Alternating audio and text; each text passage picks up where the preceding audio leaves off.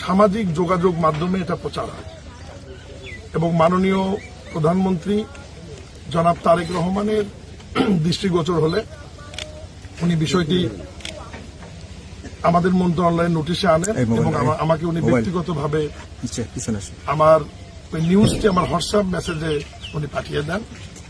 এরপরে আমি আমার মন্ত্রণালয়ের দায়িত্বশীল কর্মকর্তাদের সাথে কথা বলি এবং আমাদের প্রশাসক সাহেবের সাথে কথা বলে আজকে ঘটনাস্থলে আসছি।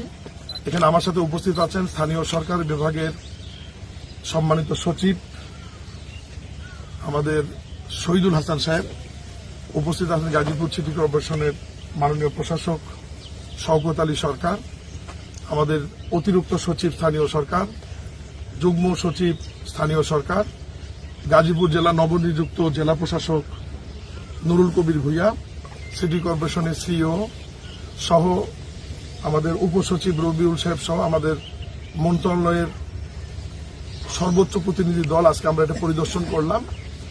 এখানে প্রাথমিকভাবে আমাদের কাছে যেটা প্রতীয়মান হয়েছে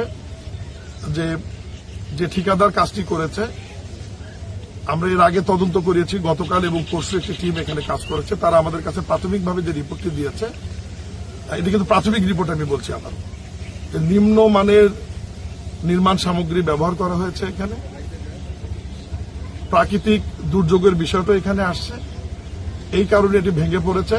এই টোটাল প্রজেক্টের ব্যয় হচ্ছে 22 কোটি টাকা, এটি দুই ভাগে বিভক্ত।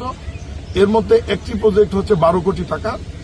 এর মধ্যে ইতিমধ্যেই ঠিকাদারকে 6 কোটি টাকা পরিশোধ করা হয়েছে, ঠিকাদারের পাওনা রয়েছে আরো 5 কোটি টাকা। আমরা আজকে আমার নেতৃত্বে যে টিম মাননীয় প্রধানমন্ত্রী জনাব তারেক রহমান এখানে পাঠিয়েছেন, আমরা প্রাথমিকভাবে সিদ্ধান্ত নিয়েছি। আমাদের সিদ্ধান্ত অনুযায়ী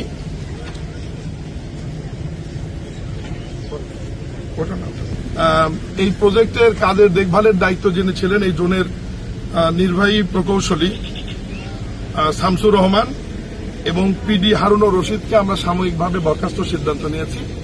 তারা সাময়িকভাবে বরখাস্ত থাকবে এবং ঠিকাদারি প্রতিষ্ঠানের ব্যাপারে আপাতত তারা এই কাজ করতে পারবে না। তাদের ব্যাপারে কালো তালিকা ভুক্তি বা অন্যান্য যে বিষয়গুলো আছে সে বিষয়ে আমরা পদক্ষেপ নিব।